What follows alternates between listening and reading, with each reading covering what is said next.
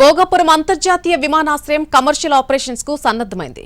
సర్వీసులు ప్రారంభించేందుకు ఎయిర్లైన్స్ సంస్థలు ఒక్కొక్కటిగా స్కెడ్యూల్ విడుదల చేస్తున్నాయి.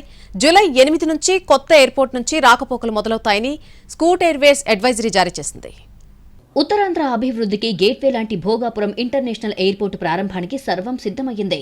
ఇందుకు అనుగుణంగా యంత్రాంగం, విమానయాన సంస్థలు షెడ్యూల్ ఫిక్స్ చేసుకుంటున్నాయి. డొమెస్టిక్ ఎయిర్లైన్స్ కంటే ముందుగా సింగపూర్ ఎయిర్లైన్స్ అనుబంధ సంస్థ స్కూట్ ప్రయాణికులకు అడ్వైజరీ జారీ చేసింది. జూలై 8 నుంచి రెగ్యులర్ ఆపరేషన్స్ కొత్త విమానాశ్రయం నుంచి నిర్వహిస్తామని ప్రకటించింది. సింగపూర్, విశాఖ మధ్య స్కూట్ ఎయిర్ వారానికి 3 సర్వీసులు నిర్వహిస్తోంది. ఇంటర్నేషనల్ విమానాల షెడ్యూల్ ఫిక్స్ అవ్వడంతో ఎయిర్పోర్టు ప్రారంభోత్సవం అంతకంటే ముందుగా జరిగే అవకాశాలు ఎక్కువనే ప్రచారం సాగుతోంది. ప్రధాని నరేంద్ర మోడీ భోగాపురం ఎయిర్పోర్టును ప్రారంభిస్తారని ఇప్పటికే రాష్ట్ర ప్రభుత్వం ప్రకటించింది. జూలై 5, 8, 10 తేదీల్లో ప్రధాని షెడ్యూల్కు అనుగుణంగా విమానాశ్రయ ప్రారంభోత్సవం జరుగుతుందని అంచనా వేస్తున్నారు. అయితే స్కూట్ ఎయిర్ ప్రకటనతో ముహూర్తం జూన్ 5న ఉండవచ్చని అధికార వర్గాలు భావిస్తున్నాయి. స్కూట్ తరహాలో డొమెస్టిక్ విమాన సర్వీసులు నడుపుతున్న ఇండిగో, ఎయిర్ ఇండియా వంటి సంస్థలు భోగాపురం షిఫ్ట్ అవ్వడం అనివార్యం. ఇప్పటి వరకు ఆ సంస్థలు తమ విమానాల రాకపోకలకు సంబంధించిన అధికారిక ప్రకటన ఏదీ చేయలేదు. అయితే ప్రస్తుతం ఉన్న ఎయిర్పోర్టు కోడ్ కొత్త విమానాశ్రయానికి వర్తించనుంది. VTZ పేరుతోనే ఆపరేషన్స్ జరగనున్నాయి. ప్రస్తుతం విశాఖ నుంచి ఒక ఇంటర్నేషనల్ ఫ్లైట్తో కలిపే 36 సర్వీసులు నడుస్తున్నాయి. వీటిలో రీజనల్ కనెక్టివిటీదే కీలకమని చెబుతున్నారు. ఎక్కువ విమాన సర్వీసులు హైదరాబాద్కు నడుపుతుండగా రద్దీకి తగ్గట్లుగా ఢిల్లీ, బెంగళూరుకు నడిపిస్తున్నారు.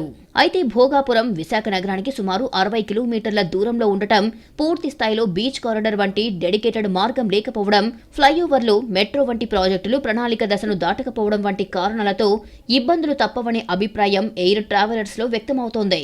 దీనికి పరిష్కారంగా 7 మాస్టర్ ప్లాన్ రోడ్లను VMRDA అభివృద్ధి చేసింది. అదే సమయంలో రవాణా వ్యయం తగ్గించేందుకు EV బస్సుల నిర్వహణ ప్రణాళిక సిద్ధమయ్యింది. దాంతో డొమెస్టిక్ విమాన సంస్థలు భోగాపురం నుంచి ఆపరేషన్స్ మొదలుపెట్టే దిశగా సన్నద్దమవుతున్నట్లు ఎయిర్ ట్రావెల్ వర్గాలు అంచనా వేస్తున్నాయి. ఎయిర్పోర్ట్ కూడా మేము మొన్న రీసెంట్గా మేము చూసినప్పుడు కూడా ఎయిర్పోర్ట్ ఇస్ ఆల్మోస్ట్ రెడీ అండి. కొంచెం స్మాల్ మైనర్ వర్క్స్ ఉన్నాయి. ఆ మైనర్ వర్క్స్ కూడా నాకు తెలిసి ఈ మంత్ ఎండింగ్కి లేకపోతే ఫస్ట్ వీక్ ఆఫ్ జూన్కి అన్నీ అయిపోతాయి. ATC కూడా ఆల్మోస్ట్ రెడీ అయిపోయిందని వాళ్ళు ఒఫీషియల్గా కమ్యూనికేషన్ ఇచ్చారు. సో భోగాపురం ఎయిర్పోర్ట్ ఏదైనా అవనండి, జూలై ఫస్ట్ వీక్ నుంచి ఆపరేషనల్కి వస్తుంది. స్కూట్ అయితే 8కి మనకున్న ఏకైక ఇంటర్నేషనల్ ఫ్లైట్ అయితే 8కి మనకి GMR ఎయిర్పోర్ట్కి మైగ్రేట్ అవబోతుందండి.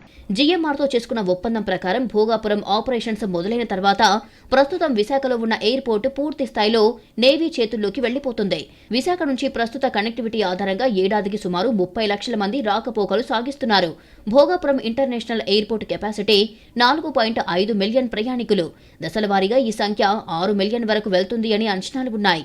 ఈ ఎయిర్పోర్టు కార్యకలాపాలు ప్రారంభమైతే ఉత్తరాంధ్రతో పాటు ఒడిషా, ఛత్తీస్గఢ్కు పౌర విమానయాన సేవలు దగ్గరవుతాయి. 2203 ఎకరాల్లో ఎయిర్పోర్టు నిర్మాణం జరగ్గా ఇక్కడ రన్వే పొడవు 3.8 కిలోమీటర్లు, 22 ఏరో బ్రిడ్జిలు ఉన్నాయి.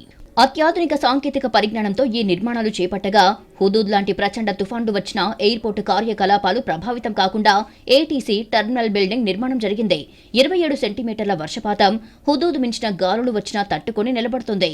కీలకమైన రన్వే ATCలను టెస్ట్ చేసేందుకు జనవరి 4న ఎయిర్ ఇండియా విమానం ఇక్కడ ల్యాండ్ అయ్యింది.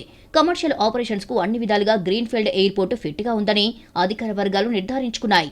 మరో 2 నెలల్లో భోగాపురం అంతర్జాతీయ ఎయిర్పోర్టు అందుబాటులోకి వస్తుండటంపై సర్వత్రా హర్షం వ్యక్తమవుతోంది.